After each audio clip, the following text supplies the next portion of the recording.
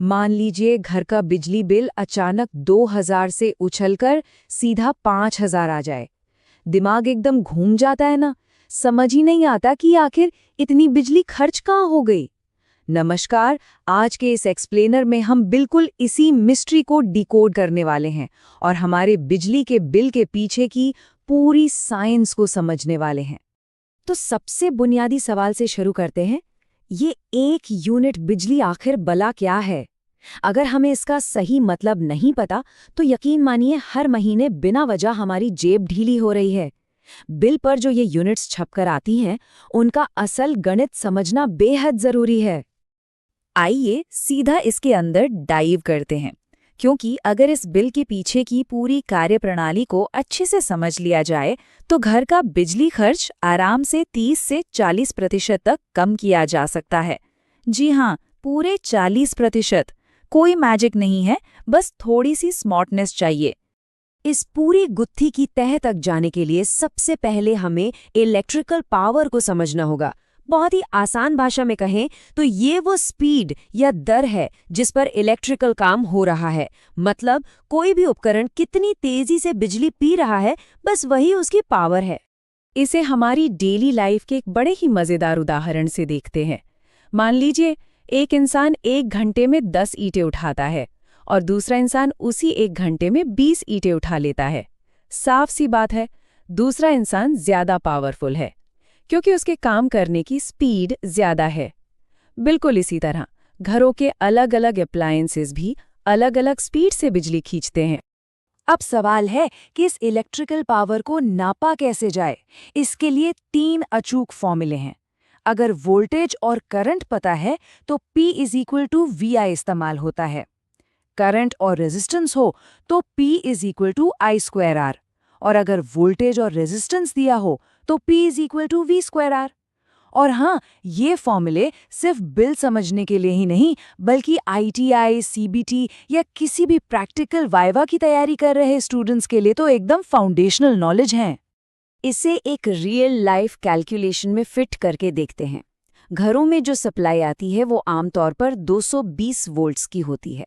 अब मान लेते हैं कोई डिवाइस 2 एम्पियर का करंट ले रहा है, तो हमारा पहला फॉर्मूला यानी PVI लगाएं तो 220 को 2 से गुणा करने पर आता है 440 वॉट्स।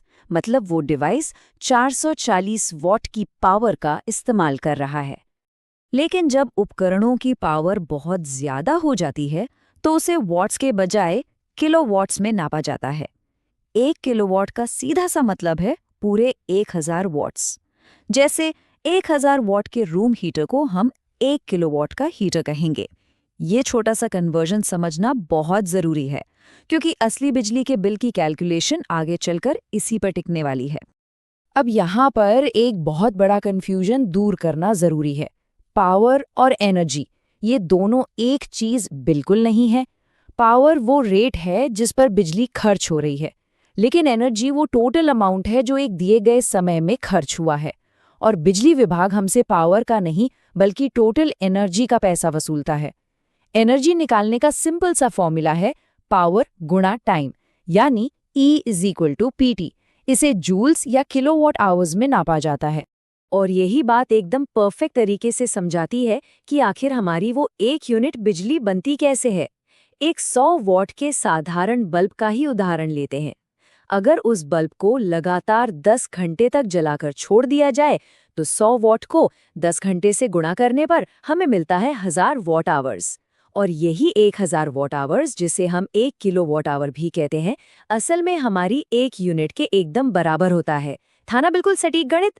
यूनिट्स का गणित तो क्लियर हो गया, तो आइए अब घर के उन छुपे हुए अपराधियों की पहचान करते हैं जो सबसे ज्यादा बिजली पीते हैं। अगर हम 75 वॉट के एक पंखे को 8 घंटे चलाएं तो वो सिर्फ 0.6 यूनिट लेता है। एक 150 वॉट का टीवी 5 घंटे में 0.75 यूनिट खर्च करता है। लेकिन जरा तीसरे नंबर पे नजर डालिए, एक 1500 वॉट का एसी सिर्फ 5 घंटे चलने पर ही सीधे 7.5 यूनिट्स निकल जाता है। इस भारी भरकम तुलना से एक बात शीशे की तरह साफ हो जाती है। The AC is the biggest driver of the bill। किसी भी आम घर में एयर कंडीशनर ही वो इकलौता और सबसे बड़ा अप्लायंस है जो बिजली के बिल को रातों रात आसमान पर पहुंचा देता है। चलिए अब आते हैं हमारे फाइनल बिल कैलकुलेशन पर। ये बहुत ही स्ट्रेट फॉरवर्ड है। सबसे पहले टोटल इस्तेमाल की गई यूनिट्स देखिए। मान लेते हैं वो 100 यूनिट्स हैं। फिर अपने इलाके में 1 यूनिट का रेट चेक कीजिए, जो मान लेते हैं कि 7 रुपये है। अब बस इन दोनों को गुणा कर दीजिए। 100 गुणा 7 मतलब बिल हुआ 700 रुपये। सीधा सा उसूल है, जितने ज्यादा वॉट और जितना ज्यादा समय, बिल हमेशा उतना ही भारी होगा। तो भाई इस बिल के झटके से बचा कैसे जाए? कुछ बहुत ही प्रैक्टिकल और असरदार तरीके हैं जिन्हें आज से ही शुरू किया जा सकता है। पुराने बल्बों की छुट्टी करके एलईडी बल्ब लगाएं, एसी का इस्तेमाल थोड़ा कम करके पंखों और प्राकृतिक हवा का ज्यादा फायदा उठाएं। जो चीजें इस्तेमाल में नहीं हैं, उन्हें तुरंत स्विच ऑफ कर दें और हमेशा हाई स्टार रेटिंग वाले अप्लायंसेस ही खरीदें। अब इस स्लाइड पर जो सबसे दिलचस्प बात सामने आती है वो है ये भारी अंतर। एक पुराना साधारण बल्ब जहां पूरे 60 वॉट की बिजली खींच लेता है, वहीं एक मॉडर्न एलईडी बल्ब सिर्फ 9 वॉट लेता है। मजे की बात यह है कि रोशनी दोनों से लगभग बराबर ही मिलती है, लेकिन बिजली की खपत में जो ये जमीन आसमान का फर्क है वो सच में हैरान कर देने वाला है। और पता है इस छोटे से स्विच का असर क्या होता है? पूरे 80% की बम्पर बचत। बिल्कुल सही सुना। सिर्फ घर के पुराने बल्बों को हटाकर एलईडी लगाने भर से लाइटिंग पर होने वाले बिजली के खर्च को 80% तक सीधा कट किया जा सकता है। आइए अब तक जो कुछ भी गहराई से डिकोड किया गया है उसका एक क्विक रिकैप कर लेते हैं। पावर का फॉर्मूला P = VI, एनर्जी के लिए E = PT, यूनिट कन्वर्जन में 1 यूनिट 1 किलोवाट के बराबर, और बिल कैलकुलेट करने के लिए यूनिट्स इनटू रेट।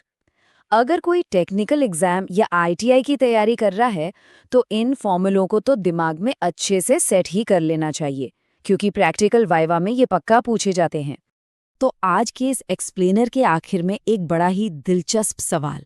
जरा आसपास नजर दौड़ाएं। हम अभी जिस कमरे में बैठे हैं वहां ऐसा कौन सा अप्लायंस चल रहा है जो इस वक्त छुप छुप कर हमारा वॉलेट खाली कर रहा है? इसे पहचानिए। और हाँ, अगर इस एक्सप्लेनर से कुछ नया जानने को मिला हो तो इसे लाइक करें, सब्सक्राइब करें और कमेंट्स में डे 31 चाहिए लिखना बिल्कुल ना भूलें। अगले एक्सप्लेनर में एमीटर्स, वोल्टमीटर्स और मल्टीमीटर्स की पूरी कहानी डिकोड की जाएगी। तब तक सीखते रहें और बिजली बचाते रहें।